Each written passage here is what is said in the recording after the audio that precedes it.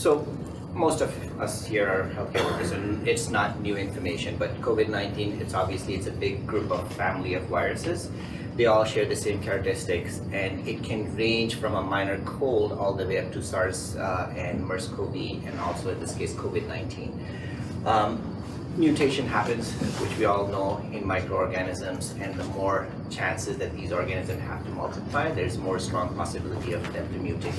Mutating into something which is not normally seen in humans, it puts them at a higher risk of developing more severe consequences. So that's exactly what happened with this coronavirus. And the origin of this was considered from Wuhan when they started investigation, a cluster of pneumonia in that city. The people were getting pneumonia, severe cases without any obvious cause. Upon further investigation, it turned out to be a new coronavirus. They named it initially as novel coronavirus, but now it's officially named as COVID-19. So recognizing that this is the same group of virus, but what makes it very different and unique, that this is the largest coronavirus outbreak in the world. And if you put things into perspective, SARS, which everybody knows, it infected a little over 8,000 people and killed more than 74 people around the world. MERS-CoV, another notorious one, killed around a little over 850 people and caused 2,400 infection, or close to 2,500 infection. COVID-19, as of this afternoon, as David said, the information is constantly updating. It has gone all the way up to 94,000 cases worldwide, with 3,214 deaths as of this afternoon.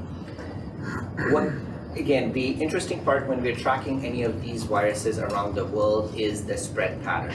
When initially started, it was localized to Wuhan, China. It spread to the bigger province of Hubei, and then it started to show up in other countries as well. So when it all started, maybe not even long ago, 2 weeks ago when I last updated my slide, 98% of these cases were in mainland China. But as of this afternoon, the number of cases that are reported, if you look at the number, it's 85% of these cases are in China. 15% of these cases are now outside of China.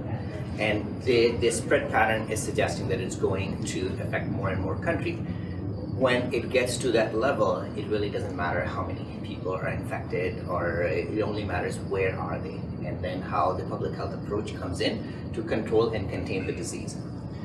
Focusing now locally in Canada, as of this morning, 33 cases in Canada, 20 in Ontario, and a big majority of those cases were just over the last weekend, and 12 in BC, 1 in Quebec. Knock on wood, there is no death in Canada so far, and most of these individuals have recovered fully. There are at least 72 countries outside of China now that are reporting COVID-19 cases. So that's significant. That means it's beyond China and in many, many places of the world. So outside of China, just in terms of number, South Korea is seeing most of the case outside of China, 5,600 cases. What is of importance is the deaths in Iran. So Iran is leading the table in terms of number of people that are dying from this. So one of the hypotheses is maybe they are not picking up all the cases that are showing up in the country, or they do not have the mechanism to identify and screen those people. So that's the underlying mechanism. South Korea, I think they are, as we are reading more and more about, they're doing a good job in terms of containment. They're coming up with innovative ideas to early screen and triage and assess and manage those people. So Italy was also another one with high number of people dying, and it was stated that most of these individuals, as part of attending church, they were all elderly and with comorbidity, so that's why they were dying. Japan has done a good job in terms of number. So they had like 304 cases.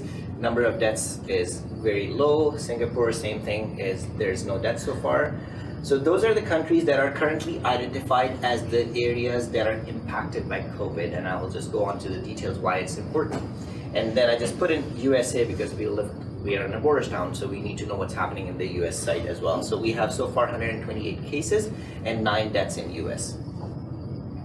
So in Windsor and Essex, there is no confirmed case. Obviously, most of you people work here, so if someone is here, you will probably know, or maybe not, but no cases. So there is no case.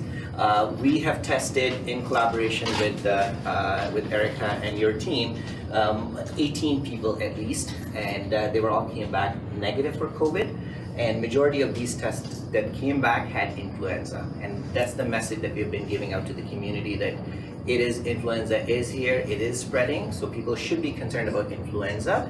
COVID is not even here, so yeah, it's good to be aware of, but something that is not here, it cannot spread, and people shouldn't be panicking about it. Along those lines, we have followed up with at least 15 people in Windsor and Essex who have completed the 14-day mandatory quarantine. And I'll touch on that, why it's important for those people to get tested. So recognizing that the virus has spread in many parts of the world, returning travelers, they are advised based on the case definition in terms of what they need to do when they're returning back to Canada. So anyone who has traveled to Hubei province or Iran, so I just highlighted this because this just came in hot off the press yesterday. So they added in the list of the high-risk traveler, anyone coming from Iran. They are asked to self-monitor and self-isolate for 14 days. And they need to contact public health within 24 hours of arriving in Canada. We are trying to work with the federal government, with the provincial government to get the details of those individuals. They are trying to put up some kind of a screening form that they can use and pass that information to public health. Right now, that system is not in place, so it's just voluntary. People are being told that you contact your public health upon your arrival to their respective jurisdiction. In Ebola time, it was different. Ebola, we were getting directly the list from Public Health Agency of Canada through Public Health Ontario. This is not happening as of yet, but we are hoping that maybe we will start to get that information. So Public Health, when they get in touch with Public Health, we provide them with the education, we give them some information, what symptoms and signs to watch out for, and what do they need to do if they develop any symptoms. Our advice is always to call us first, never show up at the emergency department or to the hospital. It's always a good idea to at least have that conversation and let us help you with that decision-making process. It will also help us alert Erica and her team to be vigilant that if we are sending someone, they can be appropriately triaged, assessed in a setting without affecting other people who may be at the emergency department, including staff as well. So we're trying to keep a very tight control there, not to expose anyone that is not supposed to be there.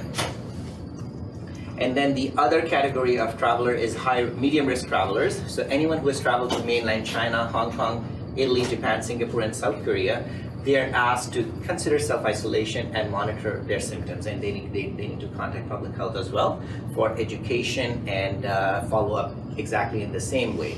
The key part is they are not required to self-isolate, so they can come back, they can still go on, do what they need to do if they work, and organizations and other areas, they have their own policies to deal with that. But there is no recommendation at this time for the medium risk traveler to self-isolate for 14 days, so they can just do on with what they normally would do. And then we have low-risk travelers. That includes any traveler from any other countries. There is no public action warranted at this time. So all these are based on the case definition that comes in all the way from the federal government through the provincial government and then through the public health. So it sets up some criteria in terms of following up with those individuals, testing those individuals, and how do you classify them under person under investigation or a probable case or a suspect case. So anyone is called person under investigation if they have a symptom. So they have to have a fever and or a new onset of cough or difficulty breathing. Without symptoms, as most of the infection work, they cannot infect people. There are very few diseases that can infect when people are asymptomatic. But by definition, with what we know at this point, a person has to have symptom, and then they have to have a travel history within the last 14 days to some of those places that are seeing an increased activity in all those in their country. If you look at the number of cases, that's changing all the time. This was last updated by the federal government, I think, on February 27 or 28. If that list of country change, we are communicating it back to the healthcare provider what it looks like. And from our public health follow-up perspective, we are making sure that if that changes, we are advising the travelers appropriately in terms of their responsibility in reporting and connecting with the healthcare provider.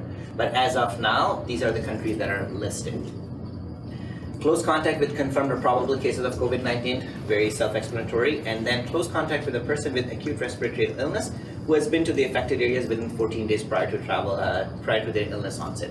So this is based on, again, all the evidence that we have seen, all the cases that we have followed up, and we have seen a traveler who came back, maybe had a mild symptom, never really got sick enough to go and get assessed for COVID, but their close family member, close contact, they came back positive for COVID. So that's why it's there as well. So if a traveler coming back and then a close family member who develops these symptoms, they should be considered testing for COVID-19 as well. So that's the criteria that is being set up from the ministry and from the federal government. As a clinician, there's always this flexibility. People can choose based on their clinical judgment who they want to test for COVID, who they don't want to test for COVID.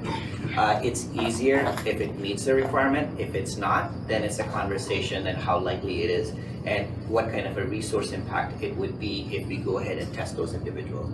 So far, it's been managed well, but it may change. People like to get more testing without recognizing that what are the harms of those testing, how effective. We don't want any false positive, we don't want any false negative. So there are some nuances to that too, which a layperson doesn't really understand. So we really want to make sure that if people are sick and if they are coming from a country where there is a significant activity or significant transmission happening locally, that's the guidance that we provide. If a primary care provider talks to me, that's what I tell them, that if you suspect, even the countries that are not listed here, but there's an ongoing sustained transmission happening, and if you don't have any obvious cause of those sickness, maybe you want to consider COVID-19 at this point.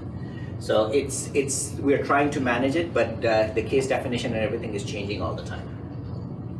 So from a local response perspective, obviously the first thing the ministry did is they made it reportable to public health. So any cases of COVID-19, suspect or probable, they are notified to public health. Public health take appropriate action in terms of education, providing them with the guidance, and the whole idea is how quickly we can assess and triage that individual, and if they need to be put in isolation, if we need to do any kind of contact management, how we can do that. So that's the first thing that we did. Initially, it started even before then, like a month ago or more than a month ago, we all connected. I reached out to David, I reached out to Bruce at EMS. We all connected. We started talking, okay, what does it look like? We are seeing an increased activity in China. If someone comes back, how would we respond? What kind of messaging are we using? What kind of a system that we will use to assess and triage? So we were on top of it like more than a month ago. And now we have included other stakeholders as well as the situation continues to evolve. Initially, we were suspecting that, yeah, maybe there will be some end to it in terms of the number of cases that we're seeing, but now it's so widespread, what we are looking at is not just a sector response, it will be like pretty much a whole health system response. So we are working on it. What we recognize initially and still to date is the misinformation that's out there. There's a lot of misinformation out there, and people are looking at every possible thing that they're reading about COVID and believing that it is true. So we felt that as a health system, as a public health department, we need to be providing credible information and putting one site where we can have all the access to information. So that's what we have been telling our healthcare provider as well. As the situation is continuing to evolve, there's a lot of guidance documents coming in from every other ministry, every other agency. So we felt that if we are putting it all on our website, that's just one stop. You go there, you get your information, and you don't need to browse through 10 different web pages to get there. So that's our website look like, and since the launch of this website, we have seen an increase in the number of people who are visiting our website. So it's vchu.org/coronavirus, and we hope that people will go to this website for credible information. So now, looking at a public health approach, so this is, I think those who work in infection prevention, it's nothing new, but that can be applied and extrapolated to any type of diseases that we handle in public health. So it's a virus. It cannot survive outside of the human body. It needs a viable host. And then when the viable host, how they get in contact with, either they will come in contact with directly through some kind of a spread where this virus leaves the body and then gets into a body of the another person. And we try to break all of these chains of transmission to make sure that we have a comprehensive plan in place. If we can eradicate the virus, that's the best thing. But we have got poor success in eradicating anything other than smallpox. So we're still struggling to contain and control many of those infections. Then when you have a human reservoir, you need to do early diagnosis and isolation. So that's where we are at most of the time, that if we get a case in Windsor and Essex, we want to make sure that we have the system in place to screen them, assess them, and early diagnose and treat them. Once we do that, if we can isolate them, they are unable to spread it to other people. So that's where the isolation and advice comes in. If that happens, that despite all those isolation, that person is out there, that person is coughing and sneezing and spreading the infection, personal protective equipment use comes in. That can prevent that person from spreading the virus to other people. And if it's getting to another person, then they're using the personal protective equipment, and that saves them from contracting the virus. Modes of transmission could be direct droplet. In this case, what we know about COVID-19, it's a droplet spread. The virus is a big virus. It needs some kind of a mechanism to jump from, or to go from one body to another body. It needs some kind of a mechanism. So it uses the mucous membranes droplets to travel to a distance. 6 meters is the maximum distance 2 meters or 6 feet is the maximum distance that this virus through the droplet spread can spread. Anyone who's beyond that margin, it's unlikely to get the virus.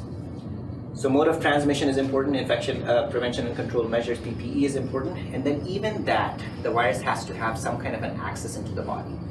A person has to touch their mouth, nose, and eyes to get the virus inside their body.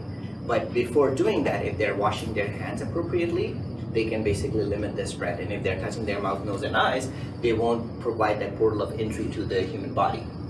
And let's say even if that part breaks and then the person still get infected, if they are vaccinated, they won't develop the disease. Unfortunately, we don't have a vaccine, so everyone is susceptible, and that makes it much more challenging for us to protect individuals. So pretty much everyone is susceptible, and then if they are sick, the antivirals. Right now, there is no approved treatment for COVID-19. It's mainly supportive therapy, and another struggle that most of us are having in terms of treating this individual. And we're not having a great success. That's why the cycle is continuing. More and more people are getting infected, but there's a race right now in the pharmaceutical world and all the research community trying different type of vaccine, different type of medication, antivirals to help prevent this COVID-19.